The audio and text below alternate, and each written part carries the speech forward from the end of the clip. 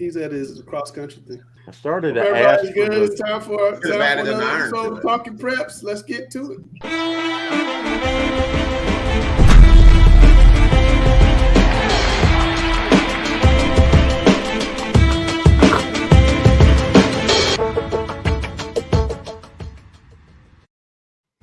All right, let's go to the rundown. Dale, what do you think was the difference between Chambers and Huff on Friday night?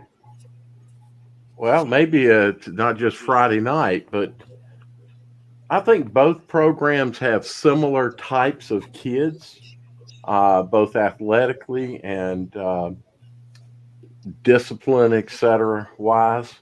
When you look at a program, you got to look at two things. There's coaches and kids, and the better the coaching staff, the better they can bring kids up, but you can only bring kids up to some level, and then you have to have better kids to excel up to the next level. I think just from what we're seeing that maybe the coaching staff is a little more gelled at Huff.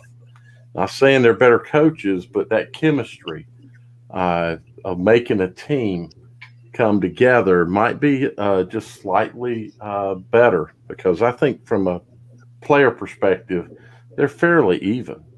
Okay. How much improvement can Huff have in the game? If you were watching the game, like Gary, you were watching the game, correct? No, it wasn't on the network, so you had to be there. I got you.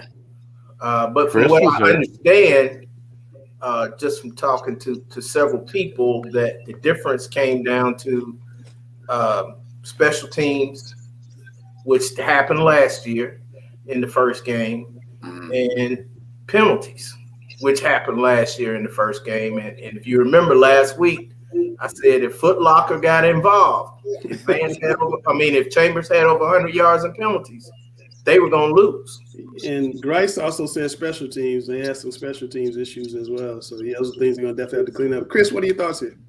Well, you're right, Gary. Foot Locker got involved in special teams as well. I really think it comes down to those special teams plays, the couple miscues, the pump blocks, so on and so forth. But Chambers really, but Huff really wasn't able to capitalize. They had the one pump block and then turned the ball over on the very next play. But really, I just felt it came down to execution. I thought that Huff executed very well. I thought they played about as good a ball game as one could play. I still think the talent on both sides was incredible, and I still come away from this game thinking these are the two best teams. But kind of a little bit of a combination of what all the other guys said, a little bit of coaching, a little bit of athleticism from one team to the other, mistakes, execution. It just kind of came all together to give the cumulative result, but it was a heck of a ball game. I came away thoroughly entertained. You could tell these were two incredible teams. Both of them played with a lot of passion. They both played as hard as they could down the stretch. I could just see a lot of guys laying it out there, really giving all they could to win. And you got to walk away, even as a coach of a game like that, happy with the performance and the effort that your players put forth. All right. Gary, is NC State as good as they look, or is Clemson in real trouble? It's hard to say with NC State because they've always had a history of knocking off the top team in the ACC about every 3 years or so. When Florida State was in their heyday, State used to be the one to get them, and now it's Clemson. The thing that's always happened with State is they never build on it. They have that great win, and then they have a letdown the next game or game after. So I think they have the potential to do that, but they're going to have to get together back-to-back wins after a big game before I truly believe in NC State. But they played an awesome game on Saturday. All right, Sam, we're going to come back to you later on the show. Just hold that thought. We'll come back to you later. Grice, are the Patriots 1-2 if Cam Newton is the starting quarterback? Absolutely not. I mean, I think there's a situation, and I think Bill Belichick knew that. I think it's one where he wanted to grow with a young rookie quarterback, and for better or for worse, they are where they are in the short term. Bill's betting on the long term here, and that Mac Jones will continue to grow and develop and become that quarterback of the future. So I think he's sacrificing some short-term success for a long-term, hopeful success there in that same situation. Gary, your thoughts here? Exactly like Grice said, he's sacrificing the short term for the long term. I think by the end of the season, Mac Jones will be better for it. Cam was only going to be a short-term answer anyway, so Belichick went on and bit the bullet. It's the same thing the Tar Heels need to do now. They need to go ahead quit worrying about the short term and put them freshmen out there for the long term. Absolutely. Chris, is Wake Forest the best team in the ACC? I don't know that they're the most talented team, but the best team sometimes is the most talented, and I think they're playing the best. They've got a great cohesion of talent, some local, some from other states. But I do think they're playing the best right now. That's not to say that they're going to be playing in the ACC championship game here in December, but I think they're playing as well as can be expected, and I think that they're at least putting forth the best effort. Grice. Yes, sir, Langston. I love that you asked this question. Hey, Coach Clawson's doing what he did in the past and what we knew he was going to do when he came to Wake Forest. Wait, this is that year, though, the year Wake Forest won and beat Georgia Tech in I think it was 2006. Hey, this has that weird kind of flavor to it, though, that same situation where the leaders were a little muddled, had their own issues, and Wake was able to sneak in there to the Atlantic title and get in there and win that title. Really feels like it this year, so I do think, hey, we're the best. Wow. All right, Gary, are the Panthers legit, and who wins Sunday, the Panthers or your Cowboys? Cowboys going to win. There's no doubt in my mind. Now, the Panthers legit, they haven't really been on the road and been tested with a good team on the road. They're going to get that test Sunday. So you can ask this question next Tuesday after the Panthers lose their first game to the Cowboys. Woo. Wow. Okay. Dale, what do you think? I would like to think that they are. I think it's a little early. I believe if they're legit, they don't lose to the Cowboys. But I don't think we got enough material yet to make that kind of determination.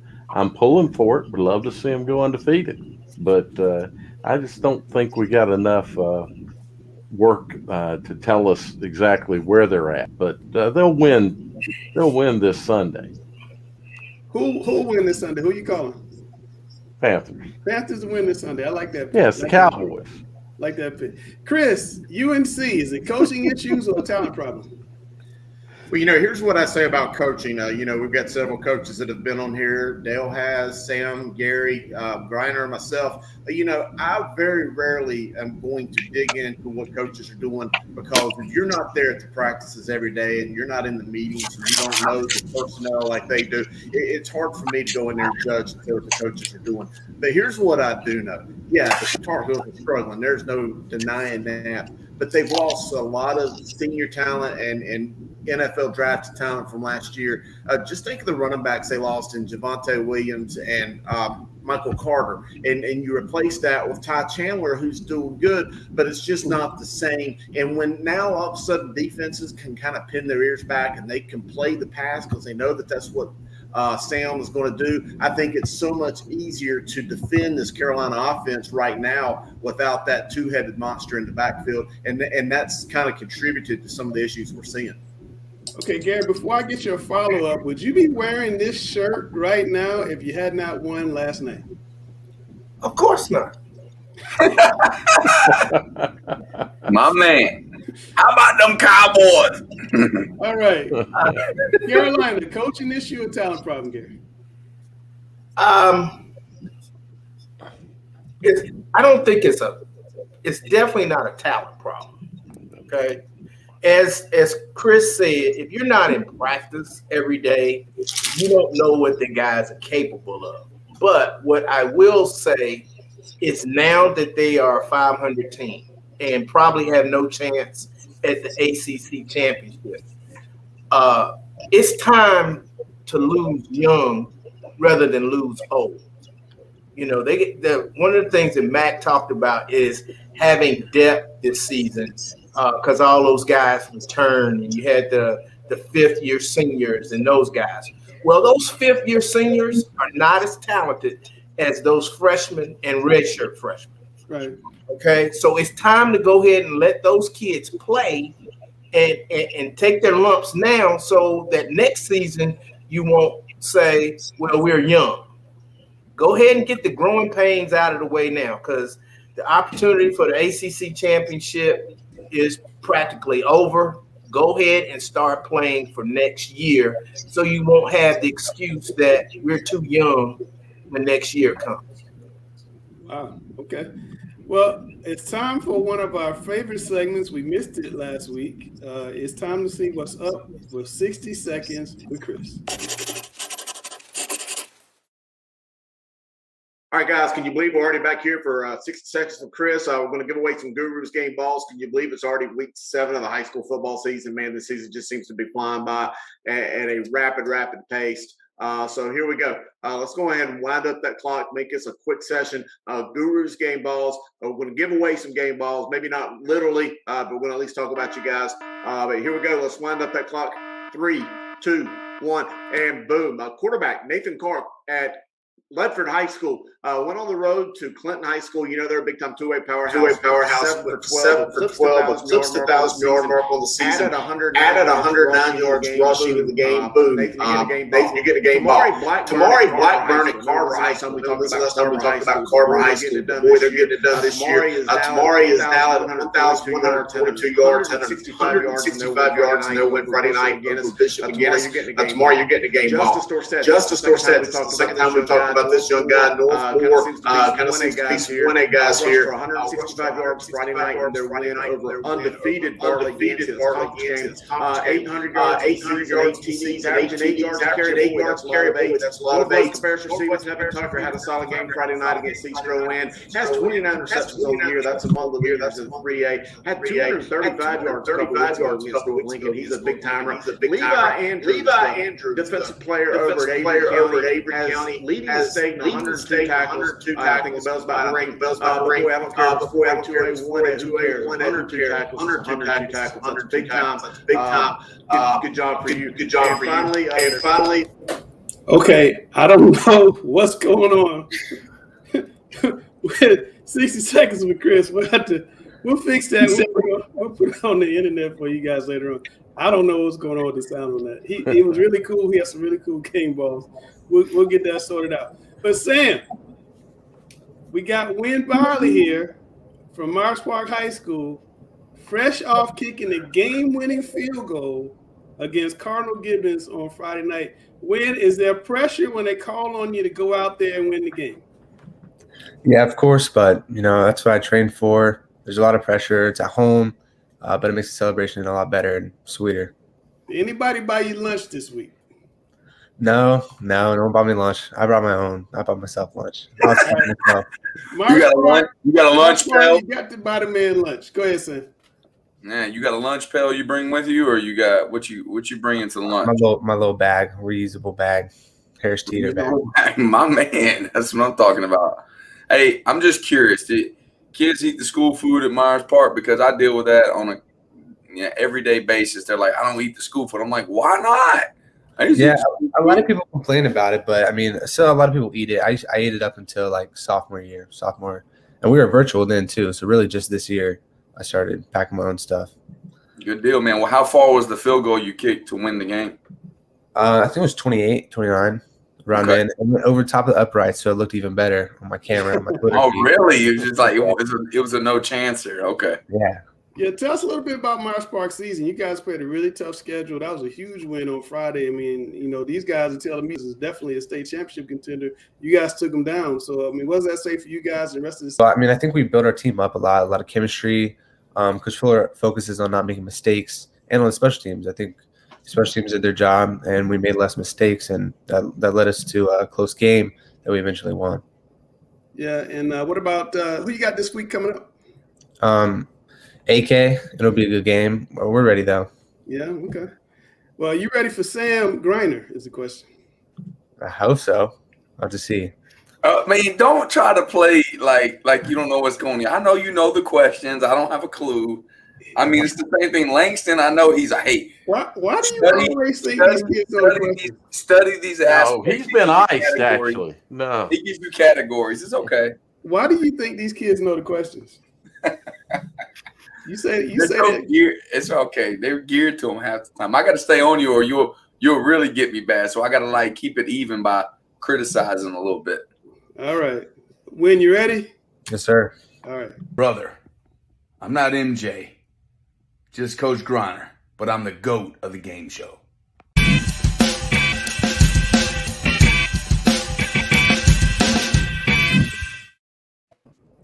That's a good-looking guy right there. Definitely a good-looking guy. That's the reason why you got to take me down, Win. I'm tired of hearing about the little guns and Do my best. the eyebrows. I'm tired of all of it. That's All right. it. Question number 1, Mr. Dale. Here we go. Yeah, how do I phrase this? Wake Forest last won the ACC championship in 2006. Who did they beat in the final? A, Georgia Tech. B, North Carolina. C, Clemson. D, Florida State. All right, Win, you're the away team. You got to go. I don't know. Clemson's been good recently, so I'm going to go with Clemson. Clemson, C. Samuel, what is your answer? It's not Clemson. Man, it's either Florida State or Georgia Tech for some reason. I don't know which one.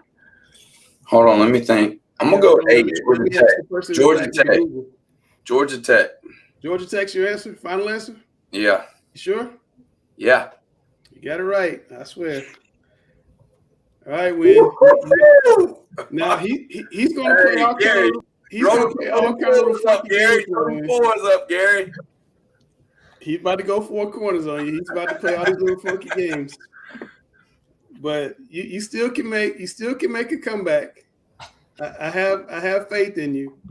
Chelsea, hold on, let me get up on the screen. Let's go. All right. Who is the leading rusher in the ACC right now? A, Sean Tucker, Syracuse. B, Mateo Durant, Duke. C, Jashawn Corbin, Florida State. D, Ty Chandler, North Carolina. Samuel. I'm gonna go B. Okay, Durant from Duke. What do you got, Win? Well, since I got to win, I can't tie. I'm going to have to go with D. D, Ty Chandler. No, the answer is A, Sean Tucker. And I wanted to go A, but I was like, there's no way you went double A's on me. It's Man, 7 I should have touchdowns. trusted A. See, Sam, I had to play with you because I know you do. Like, I was like, there's no way he goes AA. I was like, I know you ain't always triple trying A. to figure out like these little Patterns? little patterns. Thank you for the word. I was losing my word. Yeah, no. All right, here we go, Dale. Okay. Number 1 show on Netflix is about cash-strapped contestants playing children's games. Name it. Boy, I don't know this one. A, Squid Game. B, Awake the $1 Million Game. C, The Challenge. D, Sugar Rush. Win, it's on you.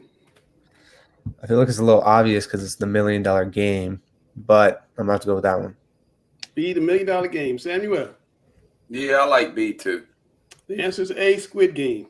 Oh my God, you AAA in us? Which Panthers quarterback has the record for most passing yards in a season? A, Cam Newton. B, Jake Delhomme. C, Steve Berlin. D, Kerry Collins. Man, this is Samuel. tough. This is very tough. I bet Mr. Cowboy in the back knows.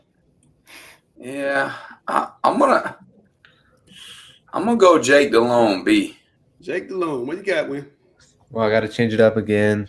MVP, Cam Newton. Cam Newton. The answer is Jake Delhomme. He threw for 44-36 in 1999.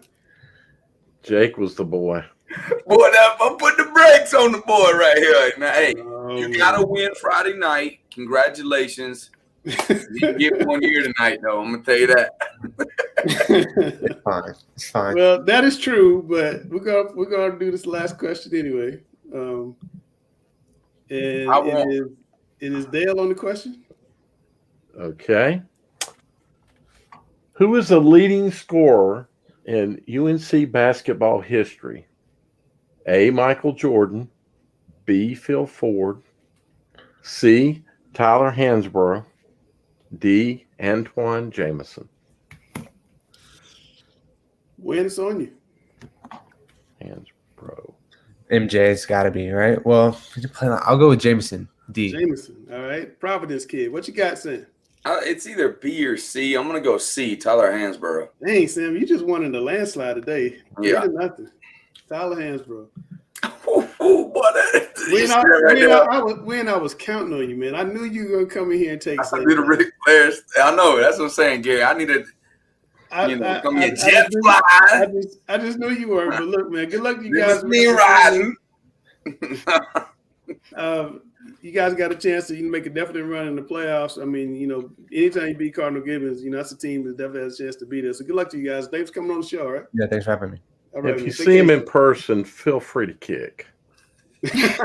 You're a kicker. Feel free to kick. You got one free kick. All right, man. Take care, man. Great having you on, man. Thank you. Appreciate it. Sam got lucky today. Listen, the one thing you better know about me, I don't believe in luck. Purpose and opportunity to be great, baby. Purpose and opportunity to be great. Well, Chelsea, I'm hoping your video doesn't have echo issues, so we're going to be in Chelsea. So me and Sam got away, and you guys.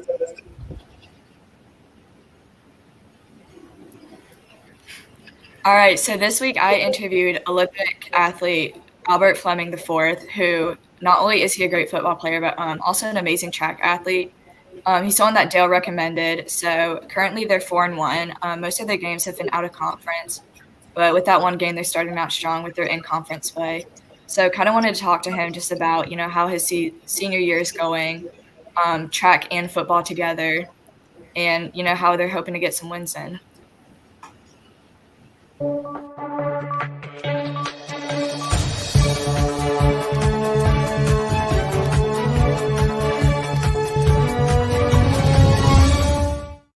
Hi, I'm Chelsea Sipple, and today I'm interviewing Albert Fleming IV, who is an Olympic high school athlete for their football team.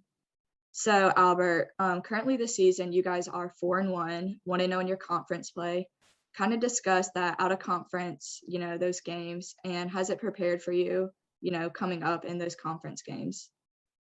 I feel like those out of conference games kind of like build our playbook. Like it shows like what we need to work on. Even though they're still out of conference game, we still take each game serious.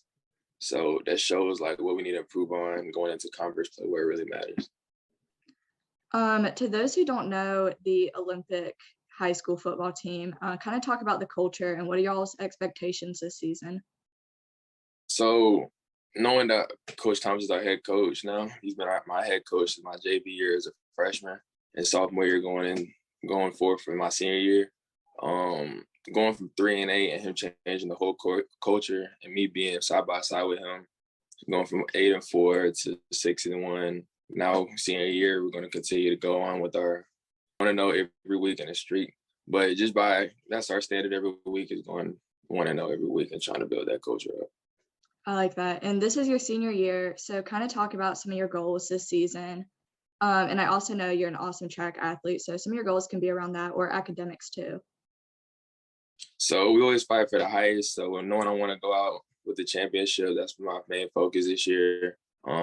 Bring my team up, not really focused on more as an individual, just trying to lead my team on and come out with a good win for the whole season. Nice. And like I said, you guys have mostly played out of conference so far. Do you guys have a rivalry game or an in-conference game that you look forward to the most? Knowing that they added Myers Park to our schedule this year, I know I played them my sophomore year. I had to play quarterback that game, but this year I'll be able to play my position and hopefully get to play them again. And nice. That's what I'm in. And to play a team like Myers Park, how would you guys prepare for that?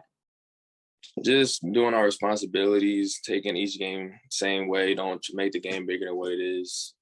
Listen to our coaches and watch film, see what we could do, and come out with the dub. Awesome. And as an athlete, what keeps you motivated? I think the goals that I set for myself and knowing that I want to accomplish those, that motivates me. Just waking up knowing like I want to be in this position. So pushing myself to get where I want to be, I think that motivates me as well as my family. Nice. And to kind of get a feel of, who you are on the field, how would you describe your game style? I'm really focused. I try to take play by play, and if I make a mistake, which happens, which our coach tells us all the time, I try not to let it get to us so much, and I just stay in my own zone. Don't let anything get to my head because I feel like that can mess up a lot. Awesome. And I kind of want to emphasize that you're an awesome dual sport athlete playing or running track and field. Kind of talk about how those two sports, football and track, go hand in hand. They both, mindset is a big thing in sports. So you can't let your mind get into you too much because that could really mess up a lot. But both sports are both mentality and just staying focused and doing what you want to do, putting your mind to where you want to be. I feel like that's where it goes hand in hand and coming out with a good outcome. Awesome. Well, best of luck this season. I look forward to seeing how y'all's games turn out. Thank you so much for joining. Thank you. Thank you. All right. Great job, Chelsea. Thank you. Another great interview. Chelsea, now, see, these interviews seem so composed and these guys seem great. Like, tell us, are there some funny, like, outtakes that you get where a guy will start and, like, bust out laughing or, like, his mom will come in the door asking what's going on? Do you get some of that? Yeah, that interview last week with Drew Tainter, that probably took, like, 2 takes. I've known him since 8th grade, and Got you. that took a few tries, but we finally got it done.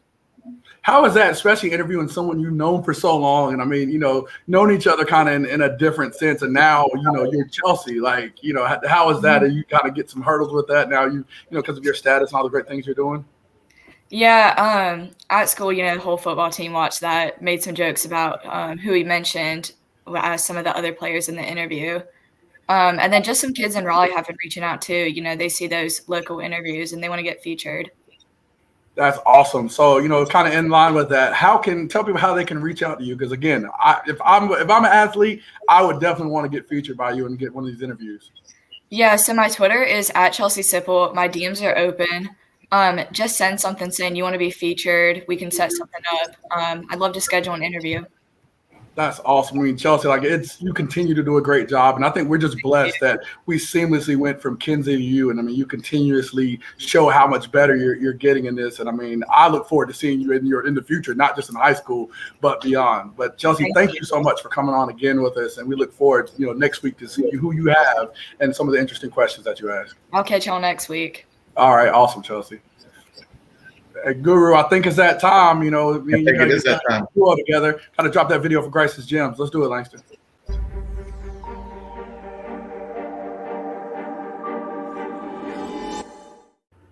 All right, Coach Grice, it's time. Grice's Gym, the best segment of the show. You're going to highlight the best players in the state from this week. Let's go ahead and get after it. Going up to Greensboro, North Carolina, Northern Guilford High School. We're going to see Jack Gooch and Connor Lecheski. These guys combined for a 3-sack night in their big 43-6 win over a not too shabby, by the way, Southeast Guilford team. Coach, what do we see?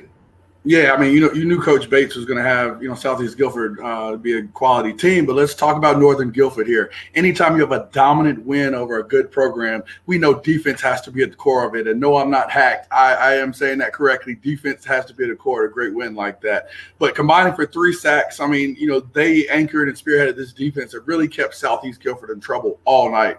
We talk about, the Nighthawks having 10 tackles for a loss and 6 additional plays where Southeast couldn't even get a yard. So, I mean, when you have 16 plays in a game where your defense is that dominant and holding the other team to nothing, I mean, these two guys were a big part of that, and that's why they're Grice's Gym.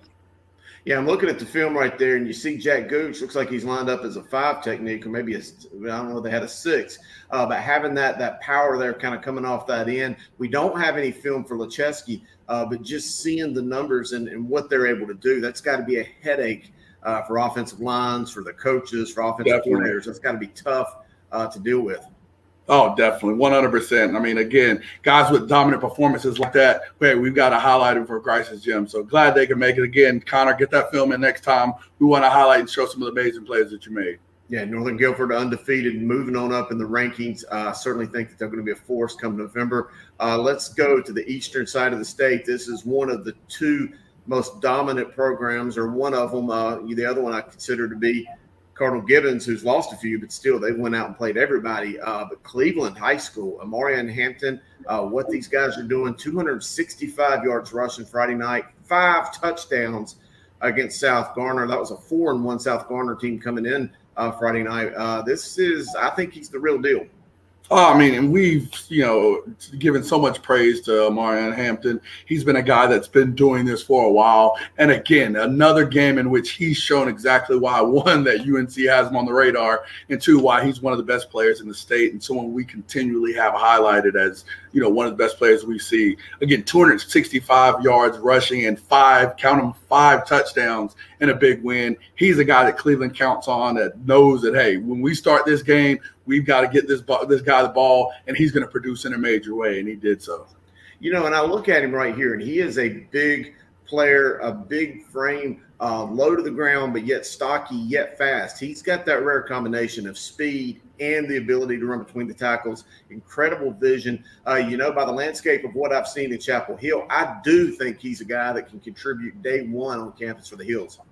Agreed. And I mean, we're seeing that a lot with a lot of these, big time North Carolina recruits going into Chapel Hill and being immediate contributors. I think you can add his name to the list if he does choose to go there. So, salute to you, Amari and Hampton. Again, hey, Grice's gym, you balled, definitely got the call there.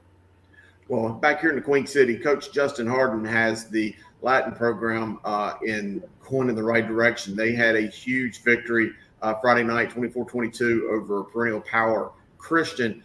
Daniel Halton, he had a big night all over the field. What do you see from this guy? I've seen this guy in person, last fall when the private schools played. I mean, he's one of the most explosive, high-octane, high-speed guy that, they have on the team. If they need a big play on offense or defense, they're getting him the ball. Quarterback Justin Willer's always looking at him no matter what I've seen, even in 7-on-7 games where games don't count. He's always turning his eyes to Daniel Halton. So from the offensive side, not surprised at all. And again, someone that dynamic, as we talked about before, you're going to get that guy, in positions, whether it's punt returns, kickoff returns. Halton needs the ball in his hands as much as possible for them to win. And then on the defensive side, he was able to produce in a major way with 10 big tackles and 2 TFLs. A performance, and we always talk about the Grice's Gyms formula. You got the versatility where you're playing both sides of the ball. You're impacting, in a third way on special teams. And you're able to do all 3 of those with success and making major numbers. You got to get the call there. So glad to have Daniel Halton on here as a Grice's Gym. And I think he's an alum here as well. So glad to have him back. Absolutely. And I like highlighting these schools. I think sometimes you got some guys who think that those private schools aren't on the same level of public schools. I disagree. I think that they can absolutely strap it up and play with them week to week. So a great job with the Latin program. Staying right here in the Queen City, West Charlotte, Josh Mahatha, 7 touchdown passes in Friday's win over West Mecklenburg. That's a 14-year school record set by Darius Thomas. Anytime you're setting or breaking a record in the West Side WC, that's got to be a big-time deal. Hey, man, we laugh about this with Garner all the time. I mean, 7 touchdowns. There are probably seasons that he didn't have teams to throw for 7 touchdowns, man. But Josh has been a quarterback that's been talented since day one. He was an all-conference quarterback as a freshman. A guy that we know that, if he's on, he's going to be one of the best quarterbacks in the city. I mean, you see those numbers of 13-16. You talk about those high percentage passing afternoons. I mean, 13-16, 339. So you big throws to some of his talented receivers. Again, a night like this when you're on, you're producing big numbers and you're able to establish yourself as one of the best in the city. So salute to Josh. He's had the ability, ever since he stepped into the high school arena. And again, if he's on, he's going to be one of the best out here. Well, I really like those all gold uniforms. That's a really good looking look that Coach Griner has implemented there. So props to you on that. I'm sure the kids love it. Finally, you ball, you're going to get the call. We certainly had to give this guy a call. Marquise McCombs, Chase High School. I think this guy is surging. I don't mean moving into the picture. He is surging and inserting himself into the picture. He is going to be heard. 362 yards, 5 touchdowns Friday night. Man, this guy's got it going on. Oh, my goodness. And I think it's a record for us, a first going into fresh faces one week to Grice's gyms the next week. And to do that, you got to have the numbers like he had, 362 and 5 on the ground from 29 carries, and additionally having a catch for 9 yards. He did it all in this game. And you talk about offense, 370 total yards. And again, he was already the leading rusher in North Carolina. But to come back and put this type of performance in over McDowell, we know isn't an awful team, but a team that's going to show up and do something, to put those type of numbers in, that's amazing. And again, got to give the call to a guy like this. I'm excited to see where we put him, and we got to talk about him, approaching Mr. Football territory. But let's look at this. McDowell, I believe, was 3-1 going into this game, a 4A school, a big-sized 4A school. And you can look at that film. Those are some big boys. That's a physical-looking ball club he's running against. And for him to put forth those numbers, he is an incredible talent. And you're right. I think that McCombs can go from fresh face, Grice gym. He very well may be near the top of the Mr. Football Award by the time it's all said and done.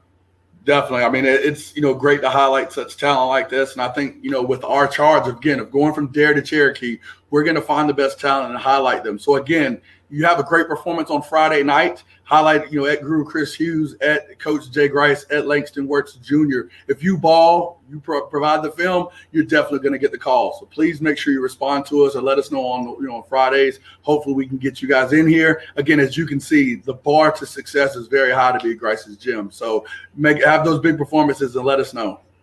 All right, man, that's big time. Again, week 7, moving on through the season. I think we need to start our own hashtag, Grice's Gyms or something, so that way. We got to have the Grice's Gym hashtag. That's perfect. All right, man, let's do it. Hey, again, Grice's Gyms, another week in the books. We'll catch y'all next week. All right. Hey, another week, Chris. Guru, we got another Mr. Football list. I'm ready to see who's on there.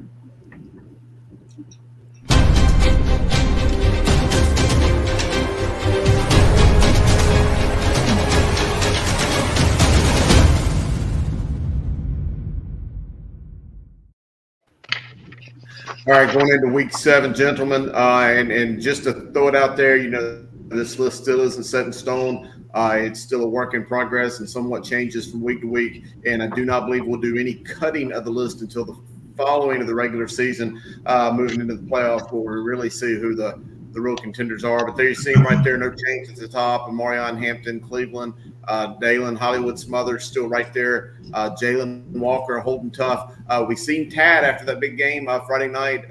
Tad Hudson over at Huff move up. Harrington holds tough.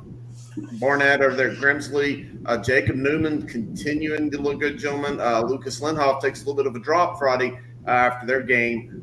Pierce moves back into it and moves up. And I'm here to tell you guys, after seeing him with my own eyes, I'm not so sure Pierce may not be one of the most talented gentlemen in the state. Hamilton at Hickory Ridge continues to impress. Summers at Davie, Fortune, Marquise McCombs. We just seen the feature on him. Look at him moving up. Jaden Brooks at Princeton, Malachi Hamrick at Shelby, and Byron Brown. Gentlemen, that's your 16. I'll throw it out here for some thoughts. I think we need to figure out maybe another Huff defensive player. Huff's defense is really balling out right now. So Friday night, Michael Pepe, the middle linebacker, was all over the field. He filled every gap, making tackles sideline to sideline. I really liked him, and I don't have the name, but number 4, the corner, was really excellent as well. Gotcha. Yeah, and I think, especially with Huff, I feel like they're just such a great cohesive unit. If we get into to talking about them. And even this year, I think they're so balanced. I want to say, to me, it's one of the best defensive outfits that Chachi's put out there in a good while. And seeing that, on display against Chambers was definitely something. But, Guru, I know you were at that game, and I know you saw James Pierce. Of course, and Griner himself had the game plan against him for years, but just curious to your thoughts, and especially with this big move, and just kind of your opinion of him. He's so long, athletic.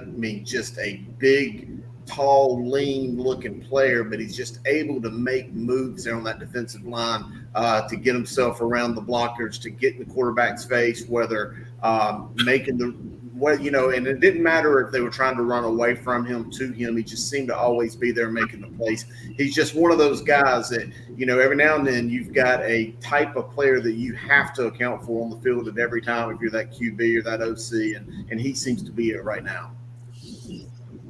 I agree 100%. I mean, good. We got Marquise McCombs in there again. I think he's the third leading rusher in the nation right now with over 1,300 yards. I mean, that guy, you don't want to talk about exploding on the scene. I really, am excited to see him there as we got him on the list. But no, there's some quality athletes on this list. And again, as we talk about, if you're not on here, you're going to have to show your work for sure. But definitely some good guys. Alex, your thoughts on Mason Fortune here from Millbrook? I mean, he continues to stay on this list. Can you talk about him and just some of the reasons that you really vouch for him as well? Absolutely. Mason Fortune doing a fantastic job leading the Millbrook team that is 5-0 for the first time since 2010. And obviously he has quite a bevy of talented players with whom to work, with the likes of Wesley Grimes at wide receiver, who's headed to Wake Forest. And there's always a talented pool of skilled position players at Millbrook. Mason Fortune and Millbrook will have quite a test this Friday at Heritage in a realigned conference. Millbrook moving up to a conference with the likes of Heritage, Rolesville, Wake Forest. So very, very competitive conference. This will be the first conference test for Millbrook, and we'll see what Mason Fortune can do to continue the high octane output that Millbrook has put out under his leadership. 5-0 thus far, but very impressive so far. We'll see what they can do against a quality Heritage team. Understood. No, that makes perfect sense. I look forward to seeing what he's able to do. Gary, I know you, of course, big Chambers supporter. With Hollywood there in the top, of course, at 2, it seemed like it was a little, he had struggled to get it going a bit against Huff. Can you talk about his performance there and just kind of why he maybe, wasn't able to kind of go up to that one spot again? Well, I think when you're playing Chambers, you got to pick your poison. And I think Huff realized that the way to make a team one-dimensional is to stop the run and then take your chances with the pass. And from what I understand is they put 8 in the box, and that was their game plan to stop Hollywood, to make it tough on them. And put Chambers in a position where they had to play catch up. And when you're playing catch up, then you kind of get away from the running game. And that's the strength of the Chambers team, is the running game with Hollywood. So apparently Huff did a great job on keeping the big play, keeping down the big play. Chambers excels at the big play. And he had some tough sledding. I think he still probably had a great game, but it was against some tough competition. And, that's going to be the toughest competition they probably face all season. And I'm sure he will have a bounce back game on Friday night, regardless of who they play. Yeah, of course, that'll be next Friday night. Of course, they are playing, as I call it, Open University this weekend as they get some well-needed time off.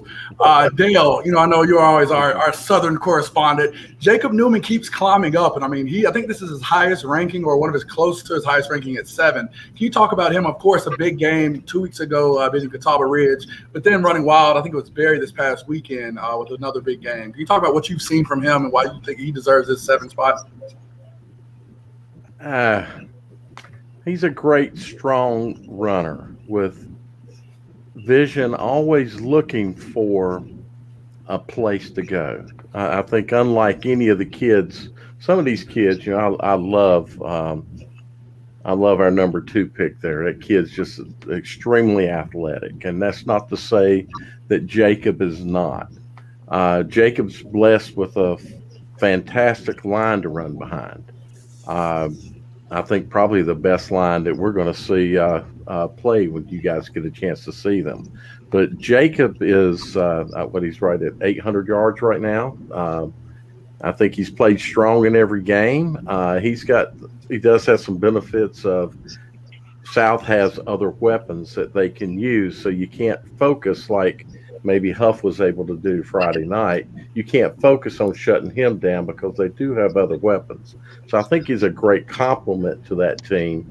And just talking with the young man, I tell you, I don't think you'll meet or talk with a more humble individual. He never asked me. I had a meeting with him last week, and he never asked about this list, where he was at. what he could do to get to go up on it. He talks about his teammates. So I just wanted to throw that in there. I think he's a great young man. That's great to hear, and I agree with you 100%. I've met him, and I echo those same sentiments. But just to let everyone know, with our Mr. Football watch list, excuse me, this list will be cut down eventually to 12, and then at the end of the season, we'll have the top 3 or the 3 finalists live on our show here on Talking Preps on a Tuesday night in the future, and where we will name the winner of Mr. Football for the 2021 season. So fall 2021 season, I guess, with, of course, COVID having a spring 2021 season. But, we're excited. Again, some great conference games with these teams and some players meeting up. So we'll be excited to see who can be in that top 3 and eventually who will be the winner. With that being done, let's go ahead and move to Fresh Faces.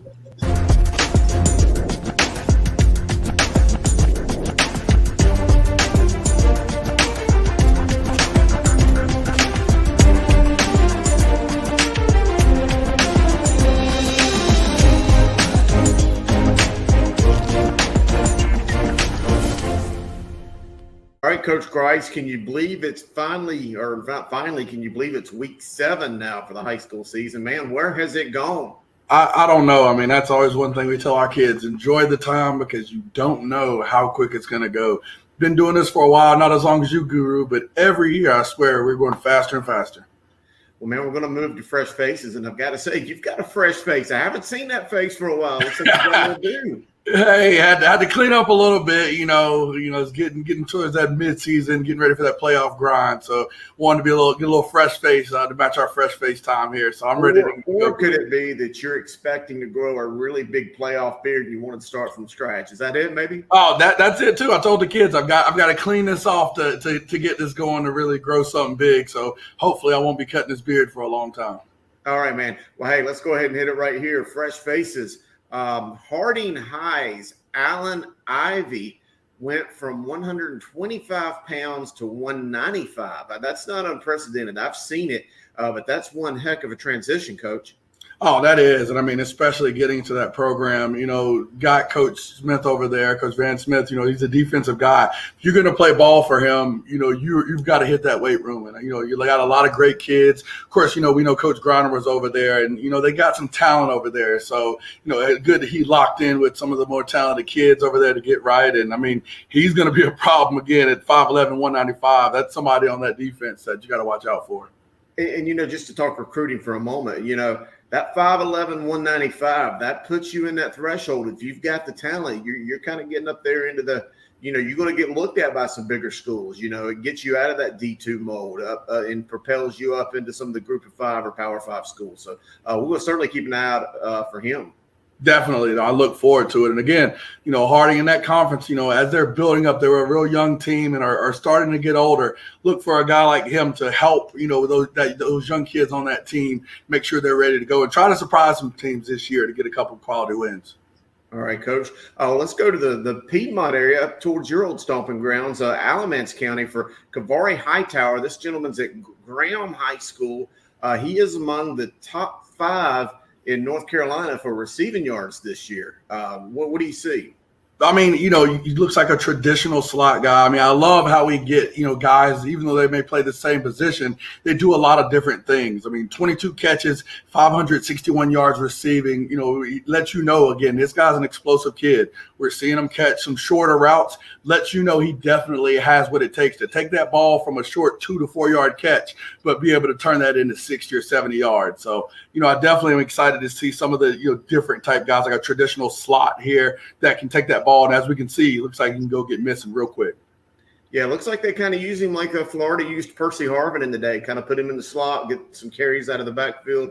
I think he's got a big future for him. Let's stay in Greensboro and look at Jaheim Pittman. And I might be going a little bit too fast for the video right here, but Dudley High School, Jaheim Pittman at the defensive lineman. I know we always talk about it. We got to spotlight these defensive line guys, 6'3", 295-pounder. Oh, definitely. And we scrimmaged him early in the year. And I mean, one thing about Dudley and, leaving that scrimmage, they have, even though they're quote unquote 3A, I mean, they have, a defensive line that could rival any with any team that we play or that we see all year. So, he was one of the core linchpins there. And I mean, what is it with the 3-3-6 and defensive linemen? I mean, we talked about Shaw before, Grimsley, he's got another guy there on the D line. I can't recall his name right now. And then you have Pittman here. It looks like the 3-3-6 really has, some great defensive linemen. And I mean, hey, if you're going to run the ball up there, you better make sure that you have him accounted for in your blocking scheme. Now, defensive line play has always been a staple of Coach Stephen Davis's program. I love the little wait for it icon right there, and allow the play to look. And there you go. He's going to make the play right there. That's Jaheim Pittman at Dudley. A great looking player. Averages 9.5 tackles a game. I don't know about you, but that's getting after it. Oh, that is. I mean, 4th overall in the state also with 8 sacks. I mean, he's a guy, again, we talk about some of these major lists. We talk about these all-state, designations at the end of the year. I think he's making an early case that you've got to consider him for such an esteemed honor at the end based on his play so far. Well, the way I've seen the 3A play out, if they don't count for him, nobody's going to stop Dudley from making a very deep run once again in those playoffs. So Coach is going to have to figure that guy out. This last guy, we're going to bring it back down here to the Charlotte region, Forest View High School over there in Gastonia. Kavari Reed, 5'11", 175-pound running back. What do we see out of him, Coach? I mean, again, he's averaging 5.3 yards per carry. I mean, and you see the great catch there. It showed you not only is he great with the ball in his hand and the traditional, running the ball. I mean, you throw that ball out to him and allow him to make the catch. He shows that he can do it whether he needs one hand or two. We talked about Forest View definitely, surging this year, playing a tougher schedule, but, being a team that's really kind of opened some eyes this year, he's one of the main reasons why. I mean, leading his team in rushing, clearly as a punt returner, you can see he's one of the best athletes on the team. And we love it when we're able to transition from defense to offense and put that offense either in the end zone or getting that chance to start off in great field position. But his versatility is shown here, and you see why he's one of the most counted on players on his team. Yeah, 46 carries, 242 yards, 3 touchdowns. Big-time numbers for him. Coach Chris Medlin's team, they are definitely surging. There's a good chance they can end up in my top 25 rankings this week. I wouldn't got doubt some losses, but like you said, they played a really aggressive schedule. Definitely. No, I'm excited to see that, and we'll talk about that later on. But, yeah, again, you see the reason why. And I love with Fresh Faces. We see teams that are doing well, but with our segment here, we're able to see the why behind it, and that always gets me excited. All right, man. We've done it again. Week 7 in the book, so we'll do it again next week. All right. See you, Guru. All right, Grice, here it's time to look at our games of the week for this week. You see right there at the top, Ardrey Kell at Myers Park. Alex, we've already mentioned this one earlier. I think this is a big one with Millbrook both at 5-0, going to Heritage at 5-0 as well. I think this is that opportunity in that big game to this point for both Fortune and Wesley Grimes to really solidify themselves on that Mr. Football list for sure. Porter Ridge and Marvin Ridge is a good one. Mount Tabor at East Forsyth. A couple really good battles up there in the CPC. Mount Tabor at East Forsyth. Glenn at West Forsyth. We just mentioned Forest View, how great they have looked to this point. They get a chance to really move on up as well on the road against Kings Mountain. I think Kings Mountain's a team that's really surged in this first half of the season, probably eclipsed where I thought they would be. So great job, Coach Lloyd and everybody. Chase at Hendersonville. We mentioned Marquise McCombs and what he is doing on the ground. Gavin and the entire team up there at Hendersonville, they're just putting up incredible numbers. Ledford, we've seen them. Central Davidson, big rivalry game. Franklin at Pisgah, looking here at the other side. AC Reynolds, Asheville. Asheville's really come on strong of late. West Lincoln at Bunker Hill. Cape Fear 71st. Northern Nash at Roanoke Rapids. Hoggard at South Brunswick. By the way, South Brunswick beat New Hanover 6-3 this past week. Terry Sanford Pine Forest, I'm assuming is going to take place. I know they've been struggling with getting some games in down there. Eastern Alamance at Williams may be a better game than many are realizing. And then Midway at Clinton, Hartford at Northeastern. And Alex, talk a little bit about this Fuquay at Cleveland game. In all honesty, the game won't be very competitive. It is an opportunity, though, to see a number of featured players. I'd like to talk about. I mean, we all know Omarion Hampton. He speaks for himself. Let's take an opportunity to contemplate Omarion Hampton on defense. He is a two-way player and is a very stout linebacker as well. Obviously, we only see him because one of the biggest things that Cleveland coach Scott Riley has to do is manage Omarion Hampton's minutes on both sides of the ball for obvious reasons, looking to make that big playoff push. But beyond Omarion Hampton and Skylar Locklear, the quarterback, who's very, very impressive, another Division I signing recruit. And it looks at some of Cleveland's younger players like a Cameron Goins, who's very, very good wide receiver, which gives Hampton and Locklear another skill position complement, which makes Cleveland very, very good. Fuquay Varina, that's old school football right there for you. Jeb Hall is going to line it up, and they're going to play hard-nosed smash-mouth football. You'll see a lot of power eye, a lot of fullback sets, a lot of simple off dives, off left tackle, off right tackle. The young man I really like for them, Connor Chaparral, their fullback, who had 60 yards on 10 carries on a winning drive over Holly Springs earlier this year in Fuquay Varina's first game back in its home stadium after the campus was overhauled over the last couple years or so. Chaparral is a two-sport athlete, including lacrosse. He's very fun to watch and just reminds you of why that hard-nosed, smash-mouth, old-school football grinded-out mentality works so well for Fuquay Varina. On paper, the game might not be very, very close, but it is an opportunity to watch two different styles and why they're so effective. So even, kind of into that, Alex, follow up, everyone talks about and sees, Omarion Hampton being there as our number one guy right now. One of the biggest complaints or people that, really fight for 704 football is to say Cleveland and Omarion himself have not been tested enough. Could you speak into that and kind of give your thoughts as to him as a player and, what, I guess, if that's true? Anybody who puts up 50 points a game consistently is doing something right. I think the other thing to keep in mind is that Omarion Hampton did not play the second half of last season, including the entire playoff run for Cleveland.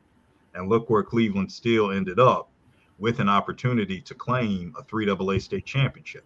Now, I know this is different this year as Cleveland has ascended to the 4A level, and Cleveland is competing amidst the rigors of a very stout 4A East without the subdividing this year. So we're talking about Cardinal Gibbons, Cleveland, Rolesville, Wake Forest is going to find a way to be there, Leesville Road, Richmond County, Pinecrest, going back and forth, battling to get out. I'm sure I forgot somebody in there, but Cleveland is proving its mettle with its offensive output and its defensive prowess thus far. And remember, like I said earlier, you have to keep in mind that Scott Riley is managing Omarion Hampton's minutes. That would be a different kind of game if the situation called for it. So let's keep that in mind too. So Cleveland is among that group of 7 or 8 teams, very, very good teams who will be vying for an opportunity to come out of the 4A East and play on the last game of the season. We just have to see how the bracketing works out. But if you're scoring 50-plus points a game coming off of a 3AA state final appearance, I'm not going to sneeze at you. That's good. All right, guys, well, let's go and talk about our big game for this week and see what Mr. Grice has to say about it.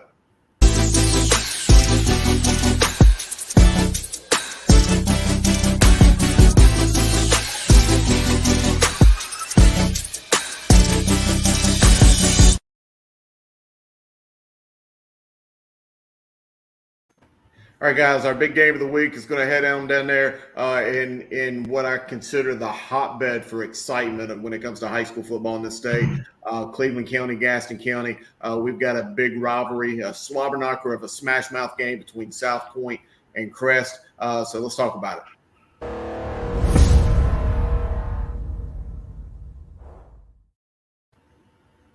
Yeah, we had to get out of 704 this week. Oh, Guru, we had to get out of 704 this week. I was excited about this game. I'm excited to talk about it now. I'm stepping all over you.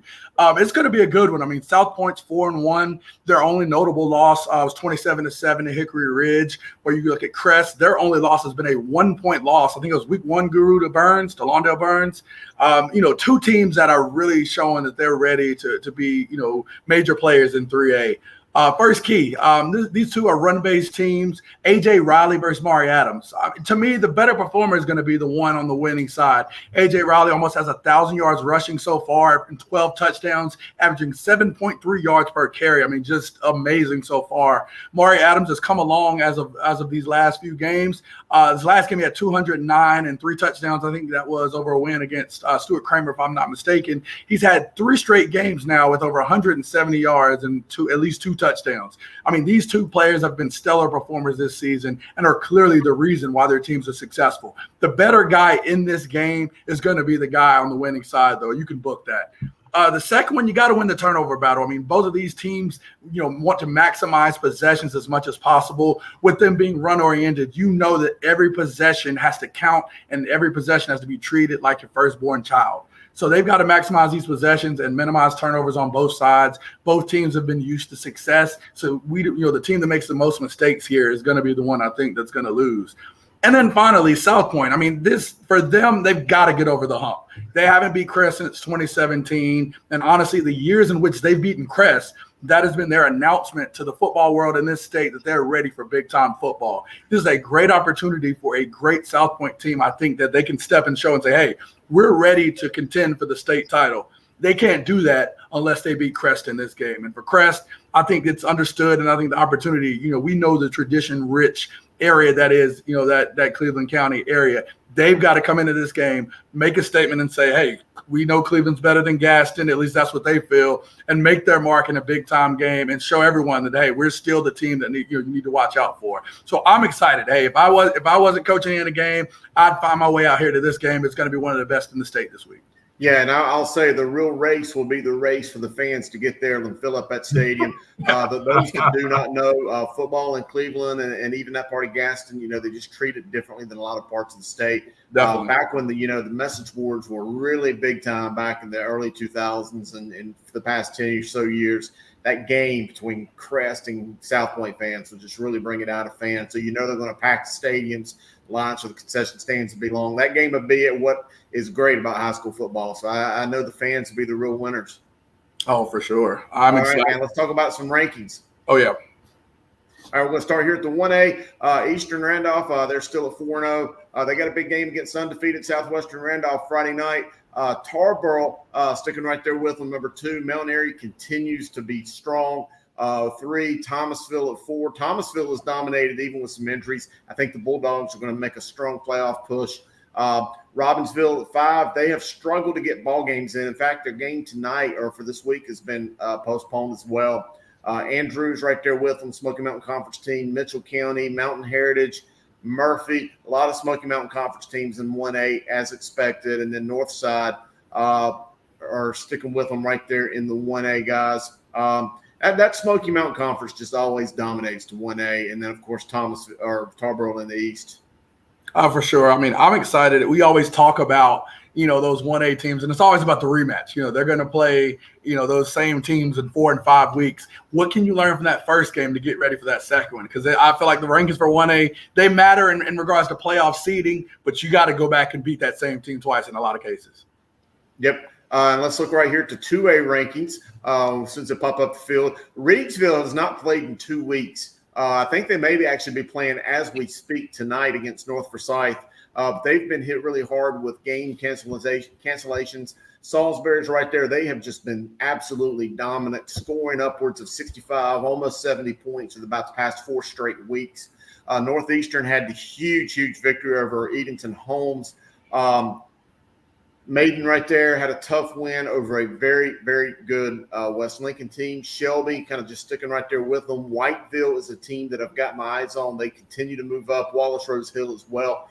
Hendersonville, they got that big game Friday night against Chase. You see Chase coming in the scene there at number 10 and Burns as well. All good football teams, gentlemen. They are. So tell me about Mating. I mean, I've seen them. I know they had a huge win over Christ School early. They've seemed to show, that they're a tough team. I think still undefeated. So, what are your thoughts there on that Mating team, Guru? I think that Maiden team looks really good. I think that they are continuing to get better. They spread the ball out all over the field. They almost look to me a little bit more like what you'd expect out of a good 3A team that spreads the ball around, maybe so much more than a traditional Western North Carolina 2A that's kind of ground and pound. But Coach Will Burns done a great job up there. I think the Blue Devils are a definite force to make it into that 4th or 5th round of the playoffs. We know our Grider's here. I'm on the screen. I better be in the day. We know our Grider's here. Let's see it. Let's check it out. Hey! We in the hunt, baby. We in the hunt. All right, guys. These rankings could really change by the end of the night. Scotland, they're number 1, but Jacksonville is in a dogfight right now. They were tied 21 apiece with Greenville Rose here. Game being played tonight. Lee County right there. And don't forget, Jacksonville had that big win over New Bern this past week as well. Kings Mountain, Dudley still in it, 71st, South Point, Hunt, Crest, and there you see them, the big WC. How you feel about that, Sam? Let's go. I mean, we still got some work to do, but at least we own the board, baby. At least we own the board. Let's go. On there. Let's go. All right. Well, congratulations, you guys. I know it's well-deserved, and you guys have certainly put forth the effort and have looked really good in the process. And let's check out the big dogs. Let's look at the 4A. No surprise right there. Huff moving up into the top spot, but Chambers certainly didn't fall far. Cleveland is sticking right there with them. Grimsley, Northern Guilford, Myers Park, Gibbons. I still think Gibbons is probably a little bit better than that, but you've got some really good teams up there that you want to credit for their wins. East Forsyth, New Bern. Even with the loss to Jacksonville, a very solid Jacksonville, and then Richmond kind of sticking right there with them too. Alex? Well, the ranking speaks for themselves here. Huff got the job done in the regular season, as we talked about last week, and just like we've spoken about on this show tonight, yeah, you can win the first time, but you're going to see him again. All right, I think we all know that very well could happen. So congratulations to Huff for now. They're where they should be. Chambers is where it should be. And then you just see, like we've spoken about, that whole bundle of teams who can beat each other on a given day, which makes this so exciting and so accurate. I mean, you could jumble up about 3 through 8 and it would still be accurate, which is a great testament to how competitive this classification is this year as it is perennially. So, like I said, hats off to Huff. You got the regular season win, and both schools have given us something to which to look forward a few weeks down the road, possibly, if it happens. And everyone else, just continue battling, because 3 through 8, we could mix it up right now, and it probably still would be pretty accurate. I think Hickory Ridge could be as good as New Bern. I think they should be in the top 10, to be honest with you. They're a very talented team, and they're very disciplined. Jupiter does a good job with them. I think you'll see them creep into the top 10 as well. They'll be a tough out, and come playoff time, they're gonna win that conference. They're gonna dominate the conference. They're not gonna lose. Yeah, that was a really kind of a surprise how easily they won last week, because it was kind of close at the beginning, and then the scores were coming back, and it was getting wider and wider. And Christian Hamilton had one of the craziest plays I've ever seen. Block punt return. He went up the right side for a touchdown. I mean, that kid's special. He's number 1 recruit in 2023. I know we talk a lot about other kids in that class, but he's the number 1 recruit. So I mean, he's a very polished runner. He's very fast, but he's well built too. He can take a hit. He can play defense. Got game speed. You put him in a combine, and he might not stand out, but once you put him on the lights on, he's a different kid. He can run though. He'll run a legit 4.5. I know that for sure. Yeah. He can still float. Well, I've been waiting on this segment all day because I wanted to hear what Gary had to say. Charlotte Mecklenburg Schools lost Chambers AD Carlos Richardson what we've seen a number of our best talent leaving. So on the flip side of this, Gary, I'm going to throw it to you. Okay.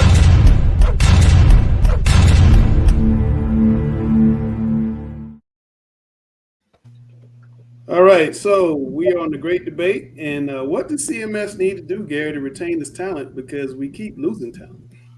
Well, as far as the ADs are concerned, and congratulations to Carlos, is well deserved. I think CMS could do two things. One, I think they could take classes away from athletic directors. And then two, they need to pay them like an assistant principal because they supervise an entire athletic program, hundreds of kids, many coaches, a whole lot of sports, a whole lot of money. They have a lot on their plate, as well as keeping accurate records as far as eligibility is concerned. So I think one way you prevent losing good people like this is, as Sam is always saying, you got to pay them. You got to pay them. And for ADs, I think you take away their classes so they have all day to do their duties, and then you pay them like an administrator because they are administrating athletics. So I think that would be my way to keep them. Sam, I know what you're going to say, but here you go. Yeah, I mean, it's pretty simple. Pay that man his money, like Rounders, like pay that man his money. I mean, seriously, we're going to lose people left and right. I mean, these guys that are ADs, they need to make close to six figures or over. They really do. Football coaches, they need to make more. Basketball coaches, every coach needs to make more. We spend tons of time. Like I literally say, I do the hours. I spend an extra 40 to 50 hours a week on top of my teaching schedule. And when you do the math on it, you make like 21 cents an hour. I mean, it's literally ridiculous for the pay. We do it. See, I think North Carolina has got this thing. Well, these coaches just love doing it because it's a part of their life. That is true. But eventually, when people realize the talent that someone can provide and help a program, guess what? South Carolina says we can pay these people more. You even heard Aaron Brand say it before. He says North Carolina's probably got more talented players, but the coaches in South Carolina are ridiculously great because they pay them so well. So imagine if we could pay coaches similar to what they do in South Carolina. Figure out a way. And I don't care if all the football coaches wanted to be like, I know we can't strike, but I'm saying we could just be like, all right, we'll be teachers then, because every head football coach has to be in the building. We'll just be like, we'll just do the teaching stuff. And then all of a sudden they'll shut that stuff down real quick, and then they'll finally pay people what they're supposed to get paid, to be honest with you. Alex. I want to follow up on what Gary said. Gary's absolutely right. Athletics directors need to be assistant principals. Many LEAs, local education agencies in North Carolina, follow this paradigm already. So I want to follow up on what Gary said, a very astute point that Gary made. And I want to give you the multi-step paradigm to make it happen. You add an assistant principal to the administrative team, and that assistant principal serves as the athletics director. That paradigm is implemented effectively already in Cumberland County Schools, so the Fayetteville area. Step number 2, Charlotte-Mecklenburg Schools should partner with UNC Charlotte in its Master of School Administration program to afford the opportunity for Charlotte-Mecklenburg Schools athletics directors to pursue their Master of School Administration and subsequently be licensed by the North Carolina Department of Public Instruction as a school administrator to justify compensating on the pay scale just from an appearance and legality perspective. Step number 3, the Charlotte-Mecklenburg Board of Education should implement a comprehensive professional development program. In other words, put the money up to support fully the educational pursuits of these athletics directors to earn that Master of School Administration credential so as to enhance the public efficacy, just appearance-wise. These are already gifted educators, just to add another efficacy layer to what they do from a credentialing perspective. Step number 4 is that all athletics directors who pursue this professional development opportunity underwritten by Charlotte Mecklenburg schools should be paid on the assistant principal pay scale commensurate with the 3-year grace period that teachers receive in pursuing certification as a classroom teacher. Give these athletics directors that 3-year grace period by which they can be paid on the assistant principal scale while working toward that Master of School Administration degree underwritten completely by professional development funds. And I've heard this same. Oh, I'm sorry. And then the last step is that once these athletics directors earn that Master of School Administration credential, they stay on the AP scale, and the bonus for earning that credential and being licensed as an administrator is that you reinstitute as a supplement the already existing athletics director's pay scale on top of their AP salary. Yeah, you sound a lot like Scott. And that supplement, in addition to them being paid as an AD, once they get that credential, they benefit from both of them. Yeah, I mean, Scott Chadwick, the former Mars Park coach, used to make an argument very similar to that. Dale, should CMS look into making its 3 leagues more equitable and balanced now since all the teams in one league? How do you make it more equitable is the question. You try to balance out. Do you balance it so that you've got the strong teams in one conference and try to make the conferences top to bottom have more parity? Do you try to spread it out around, which is kind of what it looks like they do right now, or at least what we have right now? I think that's the question you got to answer: is what is what is the goal? Is the goal to have competitive conferences, or is the goal to kind of spread champions out around the various conferences? Yeah, well, as somebody who's playing in a 4A conference with a 3A team, Sam, what are your thoughts? Yeah, I mean, we should definitely do something where it's very helpful. I'm fine with playing with the 4A teams. It makes us battle tested. Tell our guys all the time, we get to play the 2 best teams in the state and then possibly another top 10 in the state as well in Mallard Creek in our own conference. And we don't have to beat none of them necessarily to win a state championship, but we'll be battle tested. So I'm fine with the way that they do it now. I just wish, like I said, we got to figure something out how to compensate coaches so that when a coach becomes very successful, they don't just pack up shop and leave their, take their families to South Carolina or Georgia or something like that. Imagine if we had these coaches here still, Aaron Brand, Paul Mary, many other ones that went to Georgia and South Carolina. The basketball coaches too. It's not just those guys. I mean, we're losing them in all sports. All sports, baseball, basketball, yes. All across the board. Dale, how should schools handle storming the field or the court after a big win?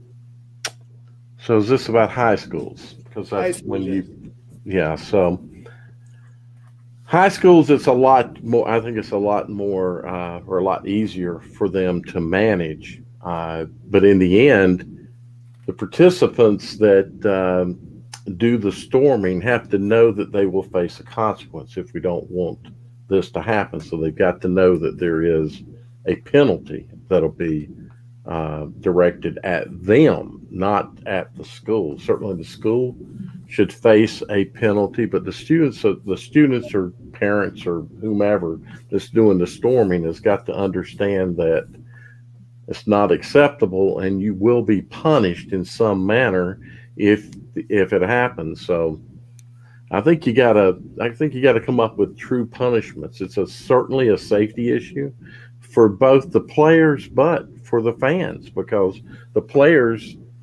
opposing players have just lost a game that was maybe a very high emotional game. And we all know that one of the competitive nature of a athlete is that in that kind of situation, they're not the best to be around. They're not the best people to be around. So all you have to do is say one wrong thing to them and the kid can't hold it and he could hurt a fan. So it's a safety issue on both sides.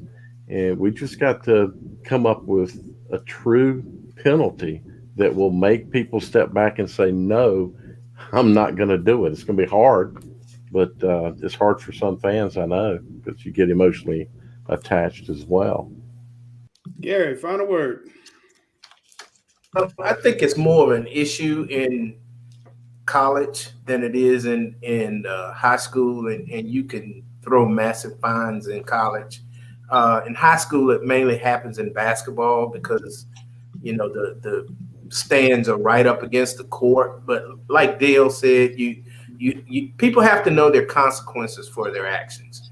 I think, schools have to be proactive in understanding if it's a rival game or if it's a game that could be a possible upset, especially if it's on a Friday as opposed to a Tuesday. When you have a bigger crowd, then you need to have more security there. And I think that's incumbent on the home team to provide that security. But I know we saw a good example of how things got out of hand between State and Clemson this weekend, and you don't want to see that happen in the high school level. Absolutely. All right, fellas. All right, it's time to lock that door, man. I'm ready. Let's do it. Do we not have to go music? I know. Welcome to another edition of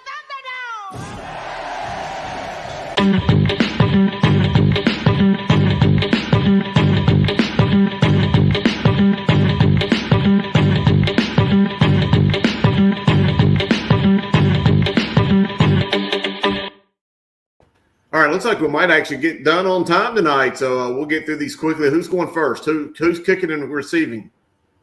Oh, I'm receiving. I'm taking the ball. I always defer. All right. No, wait a minute, man. See, this is starting to become crap now. He gets like to warm up. Like he's over here shooting jumpers with the great debate. Yeah, in the back, trying to like get my get my handle going. Like it's it's a lot, man. So I need to take the ball to start. All right, well, let's go ahead. You're up first, Grice. Why has college football been so unpredictable? Is it the transfer portal, the super senior bonus years? What is it? Yeah, I think for me, that bonus year definitely has an impact. I mean, especially you look at some of these big teams, they've got guys, the pros are going to go to the NFL. Those guys are going to go. But when you've got a team like at NC State or like some of these other programs where you've got fifth-year seniors that are able to contribute and have been in the offense, they're going to be a lot tougher to get out of there than some of these, highly touted, like a DJ, like a highly touted guy who doesn't have a lot of collegiate experience, but we know is talented. It's going to be a little tougher going against a team that is more experienced, that's been there before, and can execute what their coach needs them to do. So I think that does provide a little bit of the unpredictability of it, but it's college ball. It's why we love college. You got some scrappy kids that are going to go out there and play hard in a hostile environment, and some teams aren't going to be able to get that done all the time. Yeah, I totally agree with a lot of those aspects that Grice just said. The one thing is like the transfer portal does help teams make a quick jump. Like Michigan State has done that. They were one of the biggest ones at getting transfers in, and it made a huge difference. I even coached a player today, and I asked him, I said, what made you want to go there? They really had a vision, told the kids the vision, let's get after it. And they got like probably 20 guys in the transfer portal. That's a lot. The bonus year is kind of similar. You know how like Virginian basketball, like every 3 to 4 years, they're like unbelievable. They're great on defense. They have a bunch of seniors, a lot of guys that are not quite good enough to go to the NBA after the first year, but that senior year class where they're all together and they're tough to beat. That's what you're seeing some of these teams like the NC States, like Grice said, where the fifth-year seniors, they're really contributing to these teams. And like, Alabama's really good, but people are catching up this year because of the extra year that these seniors have, because now the good teams are starting to become a lot better and they can become great teams and compete at the highest level. I think NC State can win the ACC. I really do. I seen a story. I'm not sure if it was Michigan State. It could have been Illinois. There was already a 6th-year senior who had received a medical exemption, a medical red shirt, and took the super senior, and he's in his 7th year. I think he said he's 28 years old, and he's like a man out there on the offensive line. Yeah. Bills and everything. He was enjoying it. He was. All right, guys. Coach Griner, you're up on this one. You're next here on Coach versus Coach. What's wrong with the Clemson Tigers this season? Well, it's pretty simple. The quarterback play. quarterback play. You go from Trevor Lawrence, who was dominant as a freshman, won a national championship, and then he played 2 more years after that, and you go into a guy that you thought was going to be the guy, but he's not quite nearly as good as we think he is. Now, the other thing is, I think that, I'm going to get myself in trouble here a little bit. I mean, the Clemson staff is always really good. Dabo brings a lot of guys in he likes to enjoy and working with. The offensive line coach, I'll never forget this, Jupiter Wilson was coached by their offensive line coach. And he was also coached by 2 other coaches. And I said, hey, how was he as a coach? He's like, he definitely wasn't the best out of the 3. And I was like, really? He's like, he's just a good guy, but they're not great. He's not great at teaching the details like some of these other guys are. You're seeing a combination of offensive line play not be successful like they've been, okay, because maybe their talent's maybe not quite as good, but you got to be well coached. The NC States of the world, you know what I'm saying? Their O-line is really, really coached, like big time. And I think you're starting to see that difference on top of the quarterback play. That's why Clemson's not that good right now. They're still a good team. They're just not going to compete for a national championship this year. Yeah, and I think Griner's got it close. I mean, he's got the base level, but it's a step further. I mean, I think, you look at it from an entire, picture here. I mean, you got a situation where, you've had some coaches that are used to having talent in certain situations. They've always been able to answer the question of who can we turn to when we need to make a big play. Travis Etienne's gone. Trevor Lawrence is gone. So now you have guys, and again, we know Will Shipley's going to be a fantastic college player as long as he stays healthy. He clearly has shown as a true freshman getting 80-plus yards and a touchdown in a college game. That guy is set up for some big things. But being a freshman, he is not a guy that you can turn to in a big game to say, I need you to get the ball 20, 25 times, and I need you to get 200, 250 total yards of offense like Travis Etienne. So I think you're seeing with offensive coordinator Tony Elliott, he now has to be called on to really find a way to re-engineer this offense to get the ball to guys that can make plays. Justin Ross is their best player on offense. How many touches is he getting? And a lot of times you're seeing the same things. Again, this isn't a different game plan than what they beat Ohio State and Alabama with, throwing a whole bunch of 50-50 balls that they will always use to win and running the ball with Etienne as he made plays to score. It's not changing. It's the players that are changing. And when it's not successful, now who are you going to turn to? And they haven't answered that question yet. Now remember this: if Will Shipley ever comes back, he probably doesn't even think about our show now compared to when he was in high school, but.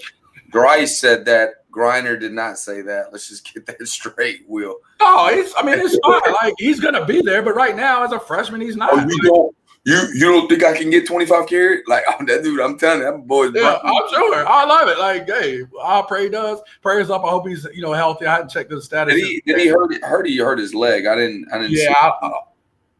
Have they come out and said what he had, or? I haven't. I think you're on mute. All right. Well, I definitely won that debate. Wow, get out of here! You're first level. You didn't get to the second level. I just laid Guru. You're on mute. Down. It was I laid the foundation down. You're just coming over there and putting little statues up on. Man, that's hey, you can lay the foundation. When I put it up, everybody's looking at the big house. They're not looking at you pouring the concrete. Nobody cares if you pour the concrete. Who's looking to say, "Wow, Griner poured that concrete. Great job, Griner." Hey guys, thanks for letting me know that I'm on mute, by the way. And yeah, I do think he was hurt. He didn't look good coming off the sidelines last week, and that clip that I saw. But Coach Grice, you're the offensive guy. We're going to go to you again for this question right here. Just one personnel group: 10 personnel, 11, 12, 22 personnel. First number's running back, second number's your tight ends. Tell me which group you'd go with. Yeah, and I think for me, growing as an offensive guy, early on I would have said 10 personnel, this and that. For me now, it is clearly 11. Again, that's, running back and a tight end. I think it's, for one, it's the type of kids you get in high school now. You get that one guy that, has better hands than your left tackle, but isn't quite as big as a guy that can play on the line and is a little bit faster than those guys. And that guy's that perfect guy for that versatility. I mean, he's a guy that, you can put in an H-back situation behind the offensive line, go out on a pass play. I mean, if you watch our offense at Mallard Creek, we have a guy, Jordan Collins, that's a junior that can do it all. I mean, he had a game against Providence. He had 7 catches for us.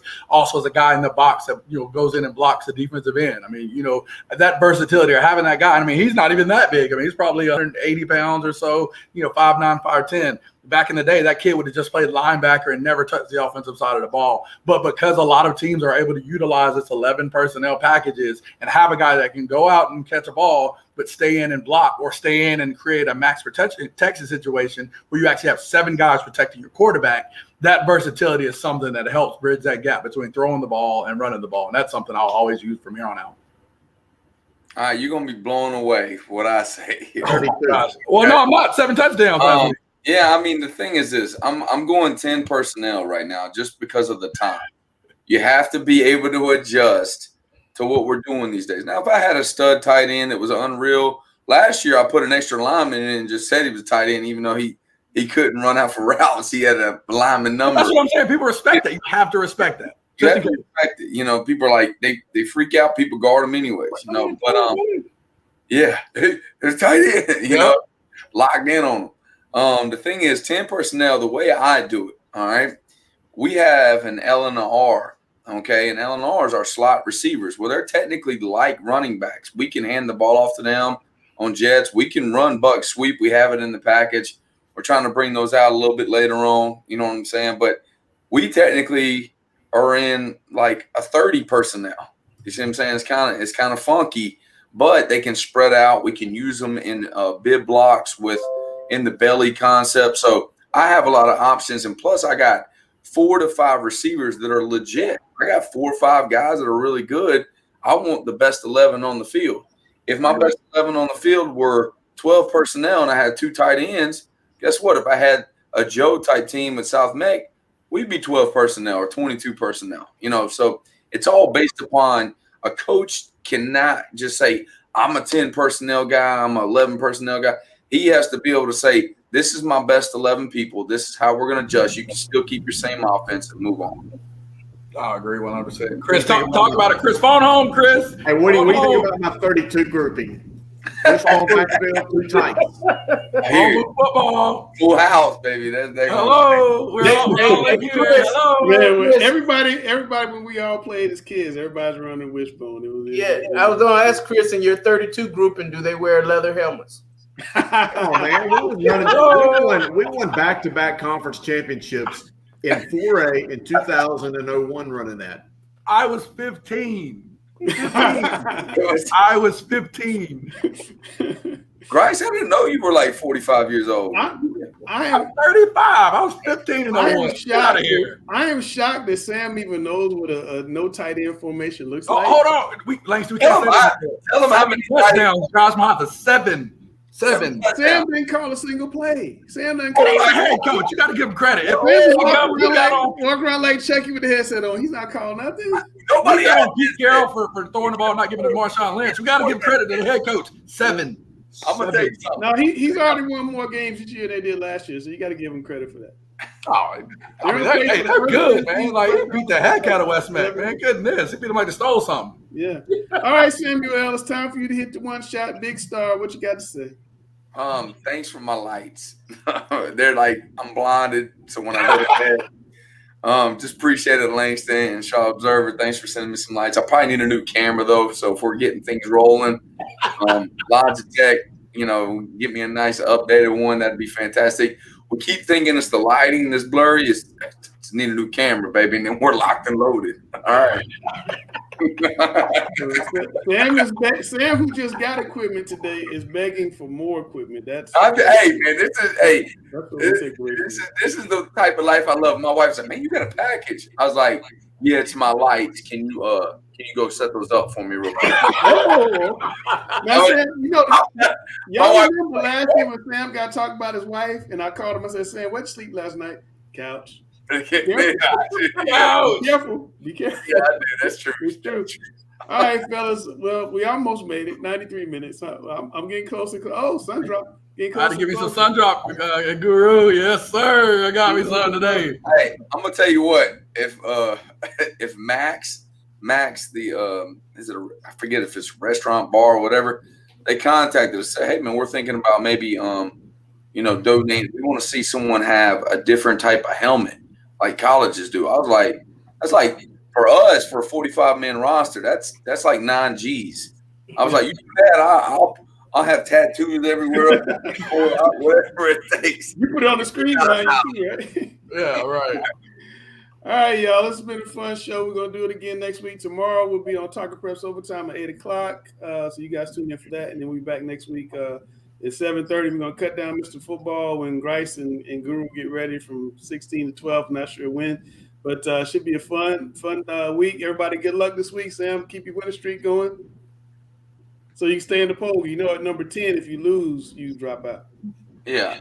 Okay. Yeah, I mean, we're going against Bird, who's a really good coach, but I think we have a better team this year. I mean, I expect to win the game. You expect to win every game you play, but we'll see what we can do. I honestly thought we could beat Malley Creek, and we lost that game. So it can go that way. You up on the sideline? Take what from who? Take what from who, Griner? To let them know. I want the belt. And hey, we get rid of those 2 block punts. We might be talking different because if the game, I'm gonna tell you what. Okay, so that's like saying get rid of 15 minutes of your life. Now, you guys are seeing what happens like when we're not live. Before we got here, Alex, did you see what Dale has in his background?